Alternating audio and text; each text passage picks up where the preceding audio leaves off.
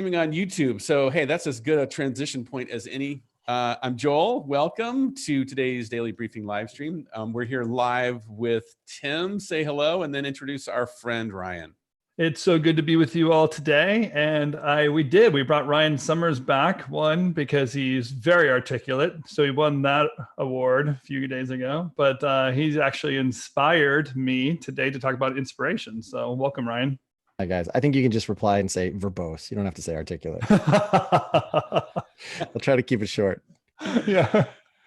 Well, we're excited to we're going to jump into this question of inspiration. And this whole conversation was, I think the genesis of it was a post that, and Ryan, was this something you came across and shared with us inside of 7 Ingredients? Yep. Yeah. I think in the marketing or the sales channel. Yeah. And so there's this question of in times like this, where, if you're running a business, you're always wondering, okay, now what? If business is slowing down, I need to get out there. I need to connect with old clients and reach out and sell and keep my pipeline full and so forth. And we've had plenty of conversations about that. But this example I thought was pretty inspiring. And Tim and I started asking this question of where does inspiration even come from? Where do we find it? And then of course, what do we do with it? But Tim, do you want to give anything else on the backstory on how you came across this? And then actually, Ryan. No, I'm going to pass out to Ryan. Ryan, tell us the backstory, how you came across this, and then we'll play the video that's kind of started the conversation. I mean, inspiration sometimes is just out of necessity, and that's kind of where this story came from, right? We at School of Motion, we're always trying to keep tabs on not just freelancers, but friends of the company. So there's a lot of studios out there that we are looking out for, and our friends at Newfangled on the East Coast. They had, just like I'm sure everyone else, several clients drop out, and they were starting to get freaked out. And I'm sure considering a lot of the hard decisions everybody else has, but they dedicated a decent amount of manpower and time into just creating this video that, well, if you look at the numbers, I found it on LinkedIn. They're not spectacular. They're not anything that would make you go like, wow, this went viral. But they used it as a marketing tool, and they reached out to a lot of their kind of old clients or friends of the family, and said like, right now they got on like fairly early in this situation, with the virus kind of hitting everybody. And so like anybody who does, need to do some marketing or advertising, you have to very strongly consider how you're speaking right now. It can't go forward, the same way. So there is a kind of resounding, inspiring message here, but the real inspiration is they reached out, and now they're booked so tight that I don't know if they're sending work to other people or not yet, but they're definitely kind of full on versus being almost completely empty for their queue. So I love it. All right. So should I play this thing so we all know what we're talking about? Yeah, and I put a link in the chat as well. Okay, I'm going to play this Wish Me Luck. I'm going to hopefully get the audio too. Here we go. Oh, it's I'm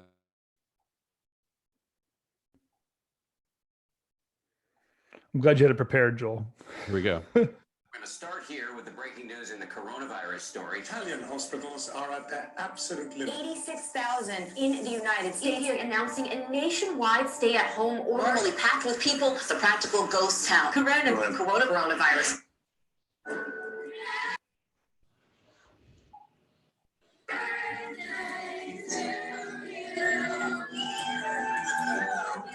And now for some good news.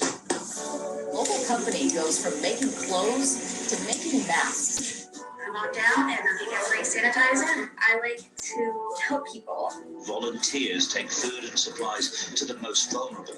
Maybe if we sing together, well, we just feel a little bit better.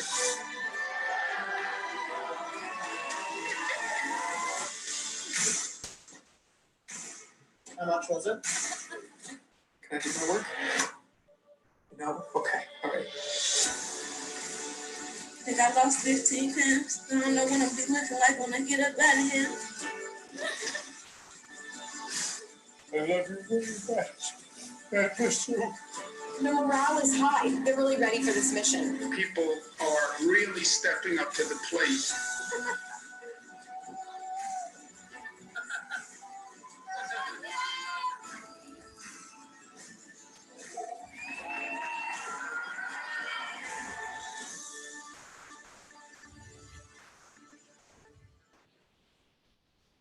Yeah, let's applause that thing.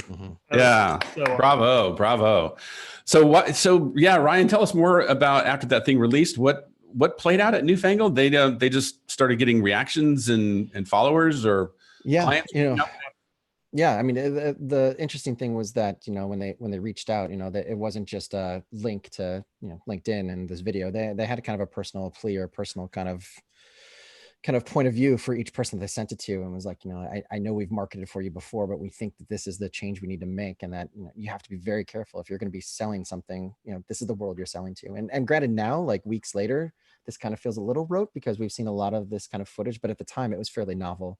And I think it was just that great idea of like, you're not a service provider, you're a partner. And that's the way they presented themselves. You know, like, we're not here to make a video, we're not here to make an edit, we're here to find a great way for you to talk to the people that need you right now. And again, the response was terrific. You know, it might seem trite, but they're busy, when, you know, they were like in a world where they weren't.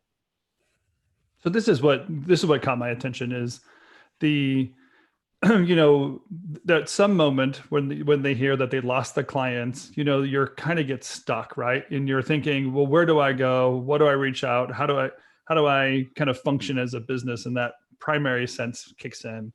And we all know that there's a little bit of depression and worry and stuff that kind of puts you in a bubble. And what encouraged me about this story is that they went beyond that. They kind of doubled down in a way and found the story around them, the one that was shaping their new life and their new business, was the story they were going to pursue. And then they did it in such an inspirational way as well. It's a very sweet story. There's just a couple of moments that I want to get choked up just watching them. And they didn't tell the scare tactic crap that we're watching every day on the news. They actually brought a clear story of hope, understanding, outreach, that things are new, but new things are also possible. And that all to me just made me think of like, that's a creative mind at work. And I just love the creative mind at work when it recognizes the problem and seeks out a solution. And then when that solution comes, the muse really does show up, right? Like, it is inspiring to watch somebody do something beautifully and creative when they were inspired themselves. So that to me is what played out as I watched that story, and why I wanted to drag you on and have this part of our conversation today. I actually want to open this up to all the participants that are watching as well. Like, many of us have been stuck at times. We needed inspiration. We were looking for that one tipping point. And I'm hoping that there might be some people willing to share their story of inspiration and see if we can't motivate each other a little bit here to get stuck out of our headspace and worries and wonders and go start finding these new angles that are out there. Yeah, agreed. That's a good reminder. I think my question is, it's not, we've been asking sort of what do we do, but Tim, you asked a good question but where do we even go for inspiration? Where do you find inspiration? Because what I saw coming through in this newfangled piece was a bunch of creatives getting in touch with their why, like something deeper, and then they found a way to express it. And I would just encourage everyone, don't imitate this in terms of the execution, right? This is their idea. This is their video. Don't say, hey, we should go do a video like this and create a mashup. But the method is valid. And that is, they looked inside, they got in touch with their why, and they said, how can we share our why with an audience in a way that's going to encourage people, help people, inform people, and demonstrate our expertise? Like, they do have an amazing expertise that they put on display there. Yeah, Joel, the saying I have is, everything is different, but nothing has changed. And that idea is that, okay, really the fundamentals that have always got us through are where we have to go today. That's how we're going to build ourselves, continue to move forward. Whatever that work is, you always have to go back to those core elements. But what we're doing and the problems we're solving and who we're talking to and the message out there is what's different. But really, Ryan, like, is it like every project's different anyway, right? Like, if it comes down to, like, logically, we actually solve a different problem every day. This is just everyone's experiencing it at the same time, but it's the same method, right? Yeah. I mean, it comes back to that whole thing. Like, yeah, we do use certain software and we do use certain techniques, but we're problem solvers, and all of our clients have a very unique problem to be solved right now compared to, you know, the kind of the rote problem they had before. But I kind of feel like there's that, you know, when authenticity became like an aesthetic a few years ago, when everybody was like, right, lo-fi, you know, like show people's POV, and then that just kind of got codified into like, oh, this is a new style, that you need to do the authentic style. I think we're on the verge of like empathy very quickly also becoming this like style. So you have to tread water kind of lightly on it. Like you said, don't copy this, but that idea that they were empathetic to their clients, right? Like your clients have a problem. And when they said keep strong, that really resonated with me, thinking like, man, I'm sitting here, if I'm running a company and I have to try to keep my company open, and I get an email with a video that says that, like Newfangled was talking directly to them, like not to the audience, not to the world, but like to their clients. Yeah. So Ryan, what do you have a method or a process that you go through, right? Like if I was going to say, hey dude, how do you get in touch with your why? If you were running a company and you were sitting down and saying, okay, I've got a project called, a couple clients just canceled on me. I now have this available bandwidth and expertise and talent and software. Where would you begin? That's why, I mean, the reason why I sent this out was I felt like I was a little trite last time, where I was like, just think about the problems you solve. And it was just kind of little hand wavy the last time I was on with you guys. And that was why I was kind of searching out for like some kind of like real example. But I really do want to double back on that. Like go back to your most successful projects, your most successful relationships with clients, and find out why it was successful. Odds are it wasn't because you got it done on time or on budget. It was because you did something else very successfully that you haven't captured yet, or you haven't realized like that's actually what your stock and trade or business is. So, I'm going to also mention something that I bet is common to most every creative entrepreneur here. And that is, and Ryan, have you had this experience? It's often the low budget work that actually produces the most brilliant creative, because the client gives you more creative license. Like, oh, we can't afford to pay you top rate, so therefore we'll let you do something amazing. And that's often where our best work shows up. And so let's dispel the myth of, oh, well, if I don't have a big budget, I can't do something amazing. Because in my experience, usually the best, most inspiring creative is all those limitations. That's what makes you really innovate. Yeah, I mean, those are the jobs that you're trading the budget and the time for the freedom, right? Most of the time. That's right. Yeah, I can remember a few of those, and it's always frustrating when you look back and you back at your favorite projects, and you're like, huh, none of those had a decent budget. Well, maybe one. But it's okay. It's good. So I'm seeing some comments here. I know, Rich, you had dropped a comment in here, and you might have an example you want to share. If you want to share that with us, feel free to raise your hand. And then Justin, I love this line from Justin. I remember this one well from our podcast, when you said, knowing the box helps you think outside of it. So what does that mean to you, Tim or Ryan? Do you have a comment on what that means? Yeah, to me, like you, what I think we always want to know is, and kind of push beyond, is that one initial limit of what the most basic deliverable is, right? But often what we're looking for on the creative side is to move ourselves forward, know there's opportunity, and try to discover things. Some projects, as we know, just are not inspiring. And even they might be amazing projects with amazing clients, and you just can't get that thing to show up. And so you go through the motions and get it done. But other moments that are just, no matter what, like you just know right off the bat that there's something from the very beginning, the genesis of the story, the genesis of the idea, or Joel, as you said, like the why shows up in such a clear way that you feel like you can make 5 years of content without really having to work very hard. Oh, I'm so sorry if I don't mean to monopolize. So Ryan, cut me off here whenever you're ready. But here's something I'm thinking about right now. Why is this the worst time in the world to cut a new sizzle reel, like a new demo reel for your studio? Because if you think about it, it's tone deaf, right? Like, here's a bunch of cool work we did, and we put a cool edit to it, and we put a cool piece of music to it, and we stuck our logo at the beginning and the end. That's what I would call a classic sizzle. Well, my argument is that that's been tone deaf for years, because it assumes that me, as your client or prospect, that I give a crap, that I understand why this is relevant to me. And this is why for years now, I've been saying, when you want to produce a new reel, it needs to be an agency reel. It's something that puts your positioning out there. And guess what? One of the biggest foundations of positioning is your why. It's your purpose. Get it in there and tell me a story about who you are, why you do what you do, what makes you so amazing.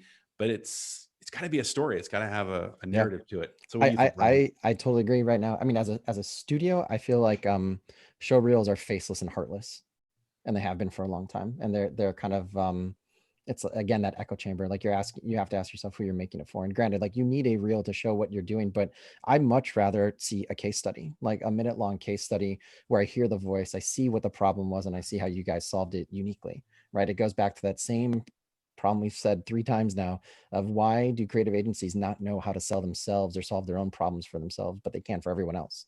Like I think I totally agree with you on that point. Like right now, especially, like I don't need to see another reel full of great 3D or live action. It doesn't seem like that's the problem that needs to be solved right now. It's still like, I feel like I want to still challenge you guys on the idea that sometimes we're stuck, and the world right now has done something to us, put us all locked up in our own houses, created new demands from us, where we were getting our money and getting the projects. Those have kind of changed. And so there's a lot of weight against the creative mind right now that's not allowing it to be creative. So I still want to challenge you guys of like, where do we find that inspiration in today's world? Now that everything has changed, but nothing is different. Where can we go to find that inspiration? I have one simple thought, and that is ask yourself, what is it that really makes you mad? Right? Yeah. Like we've all had this experience, especially as business owners. It might be like right when we get passed over for a pitch or something, but ask yourself, what gets you rattled? Like, what is it that you sit down with your spouse at the end of the day and just say, this is wrong. There's an injustice here. I'm sick of this. And it may be politics, and you need to somehow find a way to express it in a way that's constructive and nonpartisan or something. But that's someplace that I would start. I'm curious to hear. It's definitely working for me recently. I'm going mad in a lot of ways, especially when people are not thinking. The critical thinking is being removed. Okay, so what's behind that? Like, think about. We could obviously unpack that, but I think the question to ask yourself is, what makes me angry? What makes me indignant? And then why is that? Because it's revealing a deeper why. Yeah. But what's your go-to, Ryan? Do you have any? I think it's an important distinction between what inspires you creatively and what inspires you business-wise. Like I think a lot of people have started businesses, the landscape that they started in versus where we live now is radically different. Not just talking about coronavirus, but even, if you started your business 5 years ago, your competitors and the people that you strove to be are totally different, right? And I think right now I'm feeling it even just, at a place like School of Motion, the slowdown has allowed me to kind of think about why I went there and what we do very differently than when we were in the thick of it, right? So again, I hate to say, like, I feel like I'm always saying to reflexively look backwards, but I think that there's an importance to, like, when it slows down, we are all of our tools, all of our instincts, all of our distinctions between companies are based on how fast we can go and how cheap we can do things for. And we have this rare moment where it's like, oh no, if I can't compete right now because there's no competition, what can I do to think about like why I started, what the world looks like now, and maybe even explore like what's out there. If you've never thought about exploring real time because you never thought that was a possibility, maybe you didn't know that your skills transfer very, very quickly over to that. And that opens up a whole new 2 or 3 verticals of places you could be competing in. Yeah, the sense of adventure, to want to get out there and do something, I think to make a change, to be involved, that really can create some inspiration. I know that's part of my personality is to I almost want, like, as everyone else is running from the fire, I almost turn to and want to run towards it, right? To know, like, wait, there's a problem there. Maybe I can participate. I'll do the best I can and get involved. I find that very inspiring. For me, the core of my inspiration usually comes from this thought of trying to put the right things in order, I guess, or to get the good stuff out there. I find that most of us, we hear what everyone else is saying and we accept that way too soon. And I have a feeling that we actually have an internal compass that can guide us better than the outside volume that's around us. So to try to just have some sense of a voice or some sense of inspiration and clarity that people can go towards and remember who they are in the plan. That's often what I want to do when I'm looking for inspiration. Is I slow things down. And Joel can tell you that's worse when I'm trying to write something. Writing is the worst for me because I think I'm trying to perform something I don't do naturally. But I do it best when I just have that voice in my head that knows why I'm doing what I'm doing and gets those words out there. Yeah, I was really inspired today by this simple comment. I got to find it. So I was doing my Q&A with my Jumpstart group today, and Joe from Rebel One was sharing a story of having a client with, having a conversation with a client. And he said, what I find is our instinct is we don't want to sell, we just want to close. And I had that moment of like, wait, what? What did you say? And his point was, we just want, when we're afraid, we want that quick solution. And I thought, well, that's so interesting to say we don't want to sell, because almost no creative wants to sell. But once you think of selling as building trust and investing by sharing your expertise, you realize, oh yeah, that's difficult and that's risky. It takes time. I have to really think about it. I can't just go for the quick win. I thought that was just a really simple insight into what our human nature does. But as an encouragement, I would say, look, as a creative entrepreneur, you have enormous power to help your clients see where they couldn't go. Like without you, they can't go there. You have to help them see it and inspire them. Here's what's possible. Megan Wells just kind of put a comment out there, and if Megan's available, just raise your hand. Well, I'd love to hear from you personally. She says she can't. She doesn't have audio set up. This is what she said. She says, something I found interesting in a quote unquote normal world, the hustle and the guilt of not being productive gets in the way of doing things that set us on fire creatively. Now that no one is working in the same way and the opportunities have changed drastically, it actually removes the guilt and lets me focus on the things that do jazz me and set me on fire. That's pretty cool. So like the distraction of everything is really giving her that greatest sense of focus. I don't feel like I'm somehow squandering my time, which I agree. I think that's a big feeling I have right now, is letting all of this just fade to nothing would actually destroy me right now, which in a strange way adds a ton of clarity to my creative output and to help me own my why. I think that's great. Like to be able to, there's a thing that Megan's mind can do that mine can't, which is to be able to push everyone out of the way then, I guess. Cause I think there's still a mega conversation happening that it's always in my brain. Even when I'm sleeping, my dreams don't seem to be very clear that way. Yeah, it's, Tim, I was going to share this too, because I was having a chat with a creative executive at Disney today. And I was saying, hey, what's your recommendation to agency owners out there?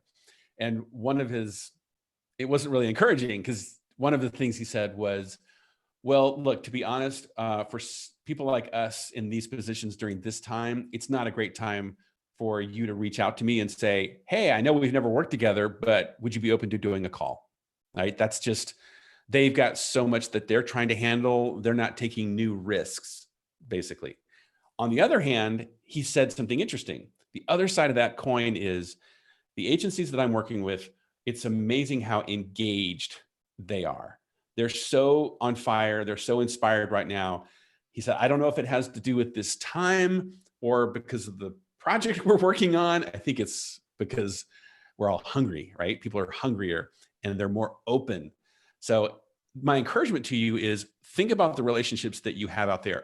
There are so many people that know you, that trust you, that even depend on you, and to reach out to them and engage with them at a new level of enthusiasm, passion, concern, empathy, whatever. I think that's the other side of that coin, called not the perfect time to be doing that cold outreach and trying to bust into some high-ranking person at Disney, but that's okay, because you still have other things that you can go to. You have trusting relationships. And in a way that is inspiring, when someone trusts you, doesn't that make you want to step up and do more? Like somebody for sure. Yeah. Hey, Ryan, was that? Oh, I see. We have Rich here raising his hand. You want to bring him in? Yeah, Rich is on. Okay. Hey, Rich. Hey guys. Oh, my pleasure. I didn't know if my video was on or not. I don't know how this works with this, but I also looking for inspiration, and a good friend of mine, part of the Post New York Alliance, had done some recordings of the New York City clapping, and I felt that was really something I relate to, being in New York over the years through 9/11 and everything else. And this is just another one of those challenges that I wanted to kind of put something out. So I took the sound doctored it a little bit, and then just put some images with it, with a statement at the end offering my support to New York that will be strong and give some sort of message of hope, and just kind of posted that out there. Now it's got limited reactions, but it's just something that meant something to me because I felt like I needed to relate to something based on sound, which is what I do. So rather than try to do something on a visual nature, do it on a sound. So I feel really strongly and motivated by it. And I have gotten some good response from it. Yeah, that sounds beautiful. You're kind of hitting on the last big point that I think is inspiring, which is having other people inspire you. So the fact that somebody else did something and that gave you an idea and you wanted to put something together and kind of pay it forward and make something beautiful out of it, that's really amazing. Would you be willing to share that in the chat so we can post it out there and people can see it? Yeah, maybe you have Oh, a yeah, link. sure. Yeah. I was also wondering this question, and that is, if you're a sound guy, I can't help but think that there might be somebody in this community that might say, ooh, I've got a really cool idea for a visual for that. And maybe your chocolate and their peanut butter could come together and create something new. I would love that. Yeah. I would love that. Well, thank you, Rich.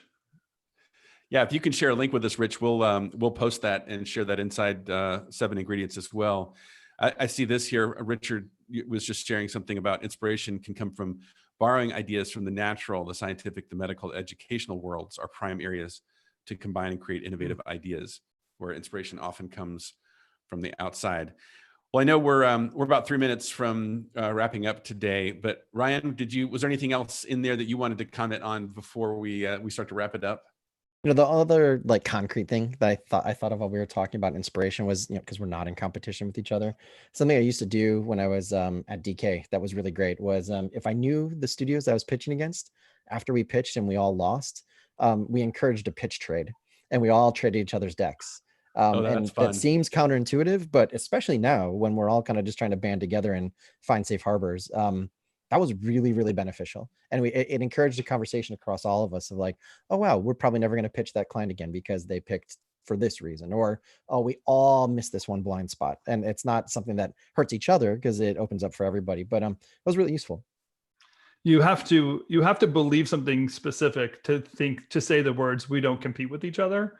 And I'm in agreement with you. I think that that's totally true. We're not competing with one another. We're simply out doing similar work and trying to find the best that their industry can provide. But I love the idea that you went beyond just that simple belief and put some stuff into practice. As we've said, if you want to change what you do, you must change what you believe. And that to put things out there in motion and to be able to create community over that kind of hoarding mentality we have when we're immature in business and immature in our career. I find it very inspiring. Thanks for that idea.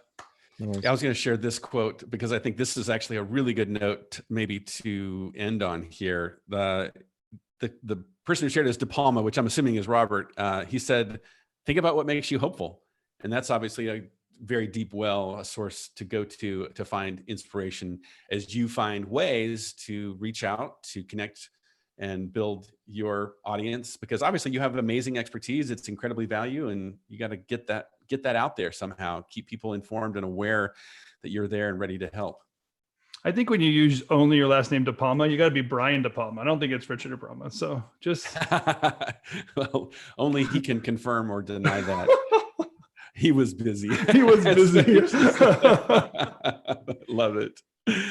Well, Ryan, big thanks for joining us again today, especially on such short notice. I think Tim just reached out to you maybe 45 minutes ago. So thanks for being so responsive. No problem. Well, next time I'm on, we'll have a better backdrop, I promise. Yeah. Okay. Well, I know you said you're in the middle of a move, and I'm thinking, whoa, how does all that work? Not fun. Not fun right now. Well, we wish you all the best with that move. I was also going to share a quick note with everyone that Adam Espinoza, the partner at Friends of Mine, he's off the ventilator and I think doing much better. So thank you to everyone. I think we did share, there's also a GoFundMe campaign that his business partner has established to help with his medical costs, because as you know, small and business owners don't always have the best coverage. So Tim, I thought that was worth mentioning. Yeah, if there's a GoFundMe we can put out there, I'd love to promote that. We'll put that in 7 Ingredients and here in the chat. So let's all support one another through this thing. Tomorrow, we've been doing this daily briefing for a month. I got to be honest with you. I thought it'd be 2 weeks. And now I feel like I have a career. If we're going to do this while this pandemic is happening, we're going to be doing this for a couple of years, it feels like. But thank you all for letting us be part of your daily life. RevThink, we have a mission. We are the industry's leading consultancy for creative entrepreneurs, but our mission is to help owners thrive in their business, their life, and their career. So this daily briefing helps us make that happen, and we couldn't do it without you.